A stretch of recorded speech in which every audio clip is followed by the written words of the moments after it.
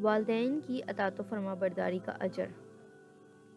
حضرت سلیمان علیہ السلام آسمان و زمین کے درمیان ہوا میں اڑا کرتے تھے۔ چنانچہ ایک دن جب کسی گہرے سمندر میں سے ان کا گزر ہوا تو دریا میں ہولناک موجیں اٹھتے دیکھ کر ہوا کو پھیل جانے کا حکم دیا اور جناتوں کو دریا میں غوطہ لگا کر نیچے کا حال معلوم کرنے کا حکم دیا۔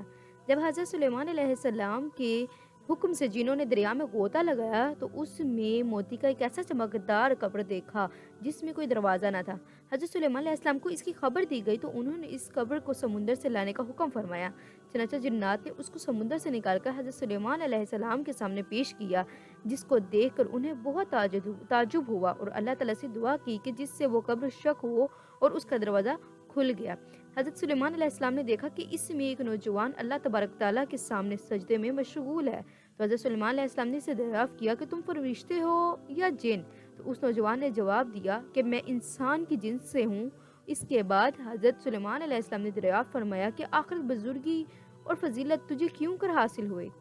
اس نوجوان نے عرض کی کہ حضرت مجھے یہ فضیلت اطاعت والدین اور ان کے ساتھ حسن سلوک کے سبب حاصل ہوئی ہے۔ میں اپنی ضعیف والدہ کو اپنی پشت پر لادے رہتا تھا اور ان کی دعا تھی کہ اے میرے معبود تو اس کو سعادت عطا فرما کہ میرے مرنے کے بعد اس کا مقام ایسی جگہ میں متعین فرمانا جو نہ آسمان میں ہو نہ زمین میں۔ چنانچہ والدہ ماجدہ کے انتقال کے بعد جب میں ایک دریا کے کنارے گھوم رہا تھا میں نے سفید موتی کا ایک کپ دیکھا۔ جب میں اس کے پاس پہنچا تو اس کا دروازہ کھل گیا اور میرے داخل ہونے کے بعد قدرت الہی سے خود ہی بند ہو گیا۔ مجھے نہیں معلوم کہ اب میں زمین میں ہوں یا آسمان میں یا ہوا میں، اللہ تعالیٰ اسی میں مجھے رزق عطا فرما دیتا ہے۔ حضرت سلیمان علیہ السلام نے دریافت کیا آخر اس میں تجھے روزی کس طرح حاصل ہو جاتی ہے؟ اس نے کہا جب بھوکا ہوتا ہوں تو پتھر سے ایک درخت پیدا ہوتا ہے اور اس درخت سے پھل جس میں دودھ سے زیادہ سفید شہد سے زیادہ میٹھا اور برف سے زیادہ ٹھنڈا پانی نکلتا ہے، جس کو میں کھا پی لیتا ہوں اور میرے سراب ہو جانے پر خود ہی وہ درخت غائب ہو جاتا ہے۔